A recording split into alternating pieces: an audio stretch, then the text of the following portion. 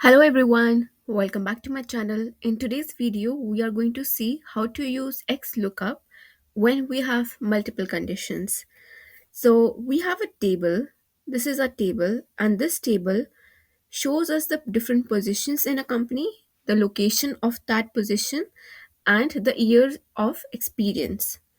Now, what I want in my second table is I'm looking for managers who belong to these locations and I want their year of experience.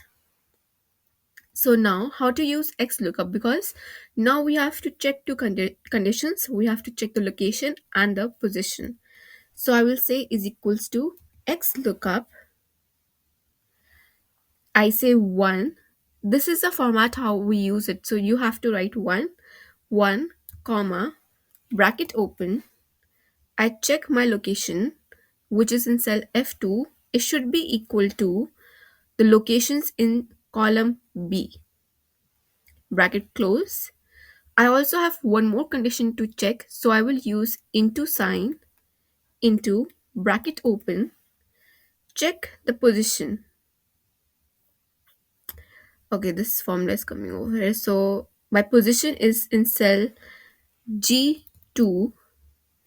I'll write in capital G2, which should be equal to column A, bracket close, comma. Now what I have to return? I have to return the year of experience, which is in column C. Okay, comma. And in case there is no such position in that particular location, then I want to say not found. Okay, bracket close. Now let's test it. Okay, the first one says we have a manager in Bangalore with 7 years of experience. So it took this from here. That's correct. Let's drag this formula down. Next, it says there is a manager in Delhi with 8 years of experience. That's also true. There is a manager in Delhi with 8 years of experience. And is there a manager in Mumbai? So it says not found. Let's check. So we don't have a manager in Mumbai. We just have two managers, and they are in Delhi and Bangalore. So it says not found. So this is how we use XLOOKUP with multiple conditions. So I will again repeat myself.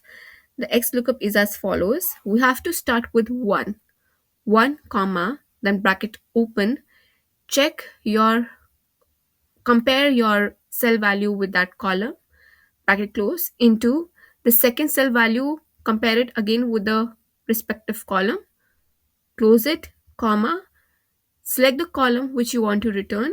In my case, it was column C. And in case there is not a value with respect to your conditions, then we can specify whatever we want to say, such as not found, NA, anything like that.